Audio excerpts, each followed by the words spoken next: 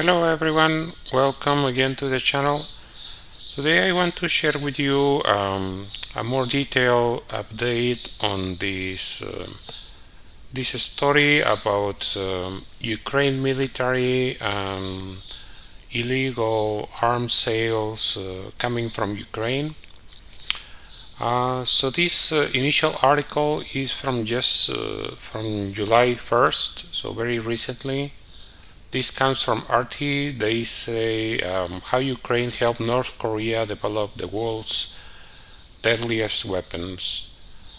So they are just documenting some information about how it's very likely that a lot of the technology that rockets, especially that come from North Korea, were developed using technology coming from Ukraine, and it's not only the rocket engines that were produced in Ukrainian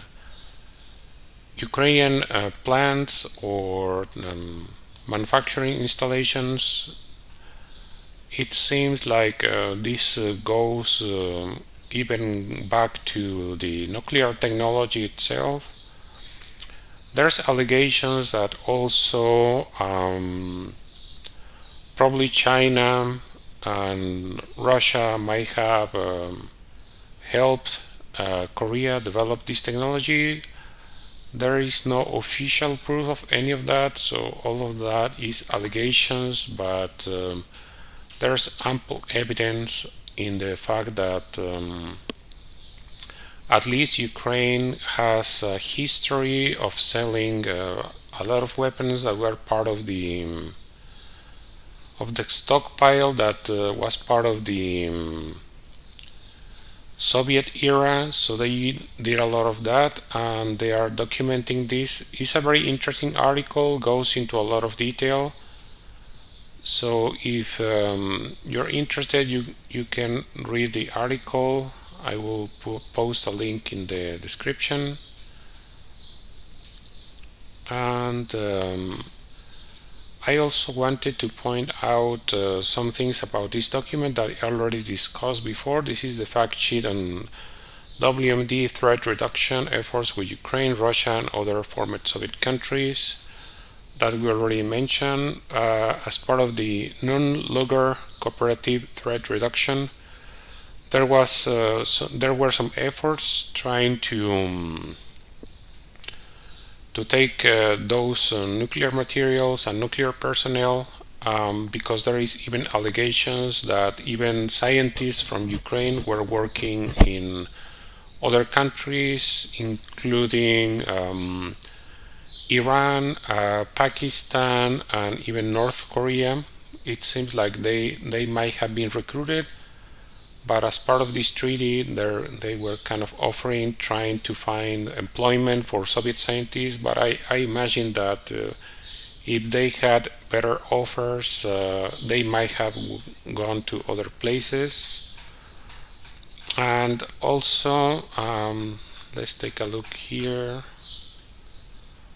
They say specifically this part that it is believed that in Ukraine there were about 1,800 nuclear warheads, as well as strategic bombers and nuclear-armed intercontinental ballistic missiles.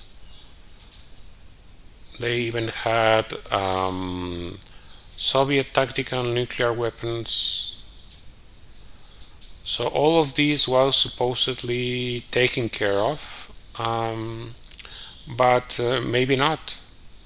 So starting from 1992, the Ukraine joined the Strategic Arms Reduction Treaty, and only in 1994 they joined the Treaty of Non-Proliferation of Nuclear Weapons. And the transfer of all nuclear weapons from Ukraine to the Russian Federation was completed only in 1996. So they had about good 5 years where they still had a lot of nuclear materials, nuclear weapons themselves, rockets, engines, all kinds of technology, documents that were probably able to find their way to willing buyers. This is an article that I already mentioned, where there is an investigation from journalists from RT, where they were able to see some weapons that were originally sent to Ukraine. They were offered in a marketplace for anyone to buy. So anyone can buy these weapons if they have enough money and they have the logistics to get them. So any country can have them. Going back to North Korea, because people worry about North Korea. I consider that a little bit ridiculous. I think the country just wants to survive, and has survived under very heavy sanctions from many countries. So I see why they consider nuclear weapons important for their survival. I think the only reason why they haven't been invaded is because they have nuclear weapons and nuclear rockets, ICBMs, all kinds of weapons to defend themselves and maybe threaten someone else. I don't judge them. I think they're doing the right thing to defend their country. I'm not saying it's a perfect country, but I think that they're not the culprit. They're not at fault as much as the Western powers are more at fault. Anyway, going back to Ukraine, there's some documents that says that Ukraine has a reputation as one of the world's most active suppliers of illegal small arms. Between 1997 and 2000, the Ukrainian arms industry grew tenfold and exported about 1,500 million worth of weapons. And so they were selling weapons to anyone that was able to pay for them. Ukraine does not manufacture small arms, but inherited huge stockpiles after it broke away from the crumbling Soviet Union in 1991. This article is old, so it's from 2002. So they never got rid of that reputation, and they continue this tradition. And this is the basic fact here. They say poorly paid soldiers lost their weapons. And some commanders were caught selling off entire military installations. Imagine that. Ukrainian parliamentary inquiry concluded that between 1992 and 1998, Ukraine lost 32,000 million in military assets. Imagine that. In part through theft, discount arms sales, and lack of oversight. And they were selling to everyone. This article is also very detailed. It goes to a lot of information, but I wanted just to kind of include some more sources so you can see how grave all these things here are. And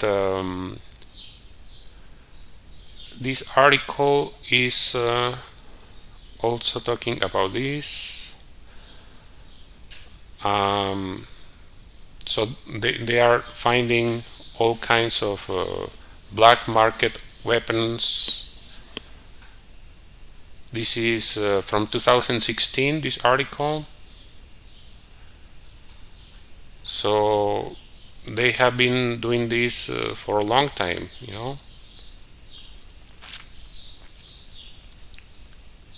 For example, here they say in the spring in 2014, the armed rebellion started in Ukraine's Russian-speaking regions of Donetsk and Lugansk.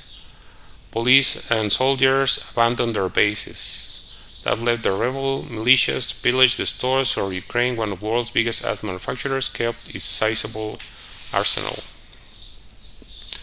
So that's the whole thing, they are careless, and when they are not careless, they are selling them willingly with the help of the government. And this article goes again to document how Ukrainian technology ended up being sold for different countries. I will post a link to all these so you can really take a look. I'm not going to read all of these, but for example, here in this article that is also very extensive, very good, is an article from this website.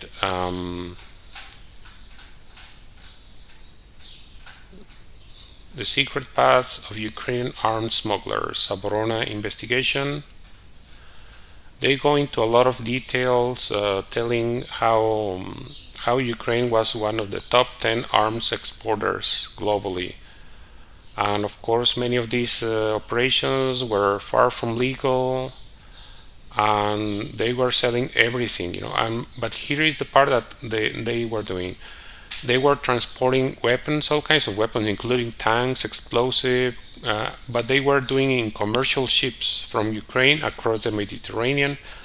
And of course, in commercial ships, it is easy to conceal weapon shipments, and they were probably shipping not only into the Mediterranean, but even beyond that, They say that arms smuggling in Ukraine can be divided basically in three periods: the wild 90s, and before that, before the Russian aggression of 2014. That's how they call the start of the civil war in this article.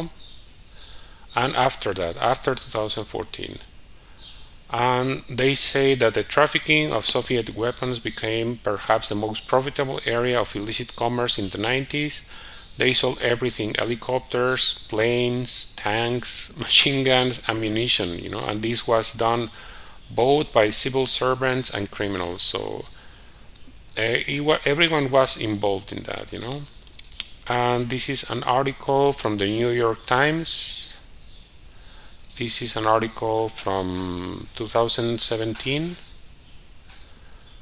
And they are again analyzing the role of the rocket engines coming from a Ukrainian factory with historical ties to Russia's missile program, and how it was all linked to North Korea. And it discusses the role about all this, So in summary, I think it is concerning. It is concerning that Ukraine continues to have this tendency to sell weapons illegally, and I consider very reckless that the Western powers and every country that is supplying weapons to Ukraine is not considering the unintended consequences that sending such abundance of weapons to a country that is known for this kind of behavior in the past, which hasn't changed, is systemic, is because people don't have enough money, soldiers are not getting paid enough, and many of them prefer to have money from other sources. I cannot blame them. I think it's of course something very negative. Of course, it's criminal, but I can understand why they are doing. It's not that it's justified. I don't think it's correct in any way, but that's the situation. So every party should take responsibility and consider that this will be a big problem worldwide.